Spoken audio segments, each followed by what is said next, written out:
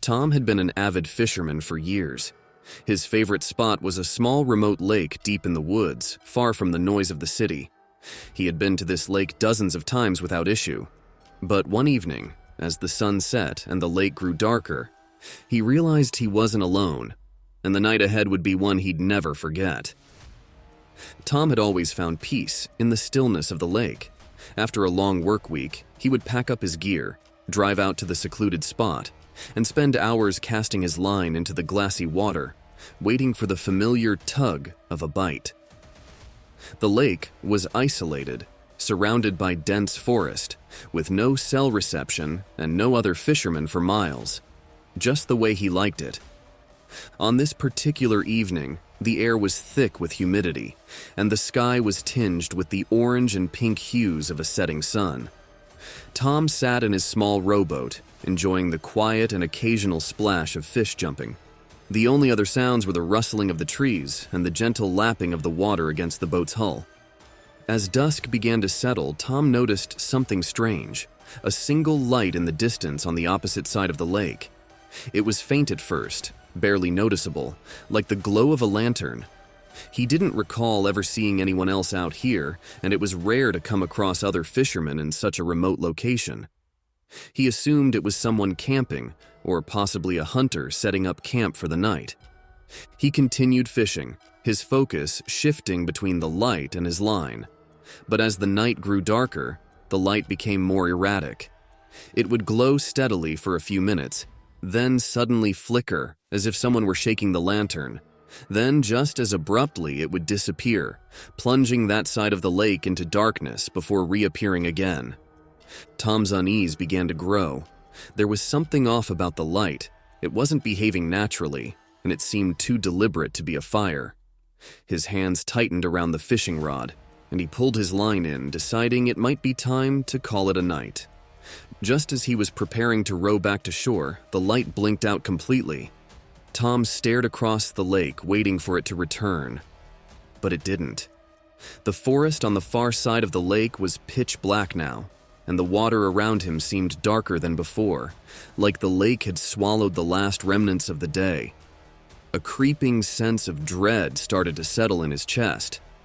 That's when he heard it, a splash, louder than the gentle ripples he'd been hearing all evening.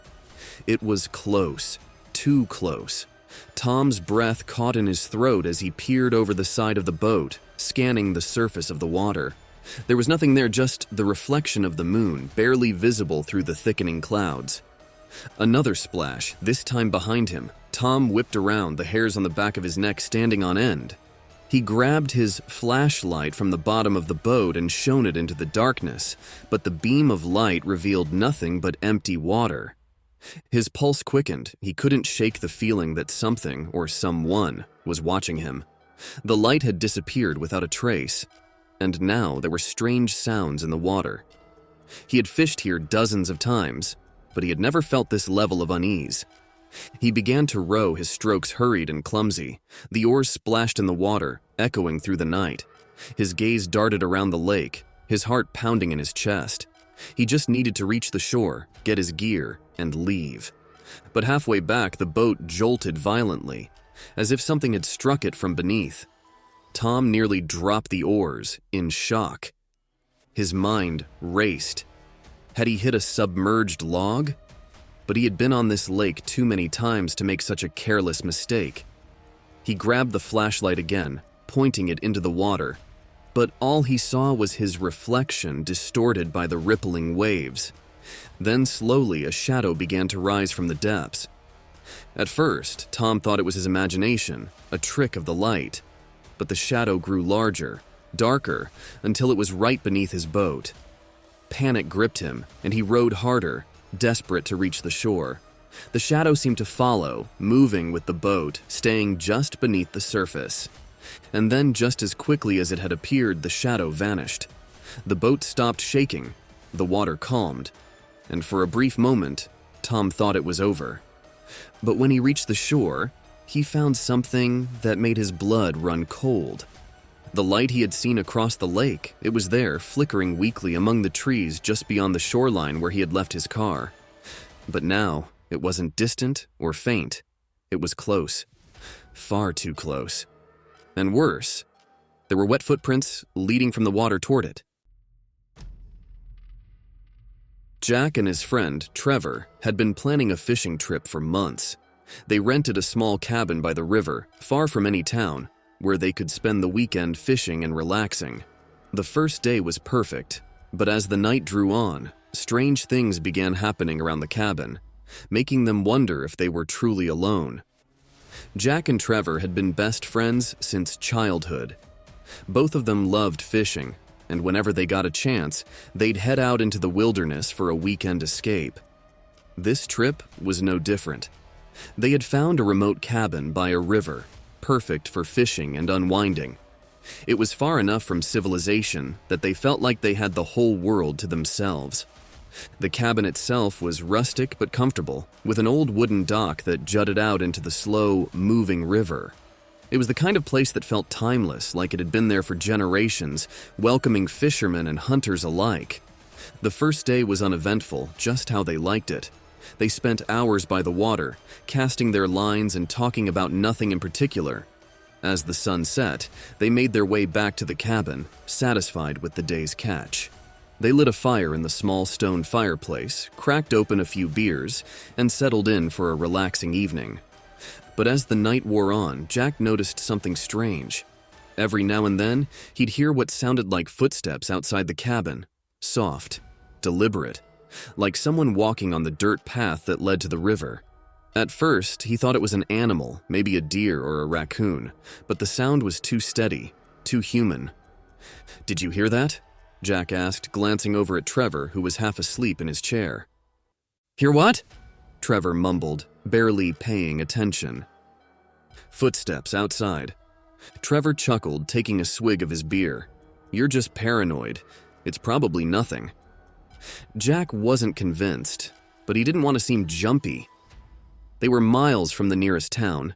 There was no way anyone else was out here. A few hours later, they decided to call it a night. Jack went outside to grab some firewood before bed, and as soon as he stepped out onto the porch, he froze. There, in the soft dirt near the edge of the porch, were footprints. They were fresh, clearly made within the last few hours, and they led from the dock to the cabin. Jack's stomach twisted. He knew they hadn't left any prints earlier. Someone, or something, had been walking around the cabin while they were inside. He rushed back in, locking the door behind him. "Trevor, come look at this." Trevor grumbled but followed Jack outside. When he saw the footprints, his expression darkened.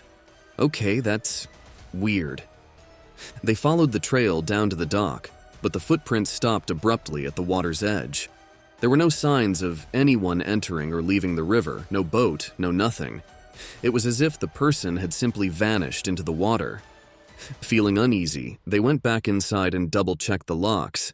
But as the night wore on, the noises returned. The soft sound of footsteps outside the cabin, the occasional creak of the dock as if someone were walking along it. Then, around midnight, the knocking started. It was faint at first, a soft tap, tap, tap on the door. Jack and Trevor stared at each other, both of them frozen in place. The knocking grew louder, more insistent, like someone, or something, wanted to be let in. They armed themselves with the only things they had, a kitchen knife and a fishing rod, and approached the door cautiously. But when they opened it, there was no one there. Just the empty river, the dark woods, and the sound of water lapping gently against the dock. The next morning, they packed up and left early, cutting their trip short. Neither of them mentioned the knocking again, but as they drove away from the cabin, Jack couldn't shake the feeling that someone, or something, had been watching them the entire time. Marcus loved deep-sea fishing. The isolation, the thrill of catching something massive, it was his favorite pastime. One weekend, he and a few friends chartered a boat and set out, far beyond the shore. But after a full day of fishing, they discovered something in the water that they wished they had never seen. The sun was blazing overhead, and the sea stretched out in every direction, endless and blue. Marcus, along with his friends Dave and Steve, had been out on the boat for hours, enjoying the perfect day of deep-sea fishing. They had hired a small charter boat for the weekend, and the captain had taken them far from the coast, where the water was deep and the fish were plentiful. It was Marcus's favorite kind of fishing, just him, his friends, and the vast ocean. The thrill of reeling in something huge from the depths always got his adrenaline pumping. As the sun began to set, casting an orange glow across the water, Marcus felt a tug on his line, a strong one. He grinned, signaling to his friends, "This is it. We've got something big." He braced himself and began reeling in, his muscles straining as whatever was on the other end of the line fought back. The boat rocked slightly with the effort, and the captain stood nearby, watching with mild interest. Minutes passed, and the tension on the line grew. Whatever was down there was massive. Marcus's excitement grew. This could be the catch of a lifetime. But then something strange happened. The line suddenly went slack, as if whatever was hooked had given up or broken free. Marcus frowned, confused. He kept reeling in, expecting the line to snap or come up empty. But as the hook broke the surface, Marcus's heart skipped a beat. There was something tangled in the line, something dark, slimy, and large. At first, he thought it was seaweed or debris, but as he pulled it closer, he realized it was something far worse. A body bloated and discolored from being in the water for God knows how long. The clothes were tattered, barely clinging to the swollen flesh. Marcus recoiled in horror, dropping the rod as his friends gasped in shock. "Jesus Christ," Steve muttered, stepping back. The captain quickly moved in, cutting the line. "We're getting out of here," he said, his voice firm. They sat in stunned silence as the boat sped away, leaving the body bobbing in the waves behind them.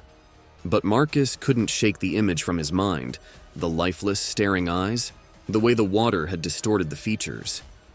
That night, back on shore, they reported the body to the authorities, but Marcus couldn't stop thinking about what had happened, the way the body had gotten tangled in the line, how it had surfaced so suddenly. And then he realized something that made his blood run cold. The body hadn't just been floating in the water. It had been rising from the deep, pulled up from a place no one should ever disturb. Thanks for watching the video. We hope you enjoyed the journey. If you loved the twists and turns, don't forget to hit the like button and share the stories with your friends. Make sure to subscribe and tap the notification bell so you never miss out on our next thrilling tale, because there's always a new mystery or adventure just around the corner. Until next time, keep imagining, keep exploring, and remember, nothing is ever quite what it seems.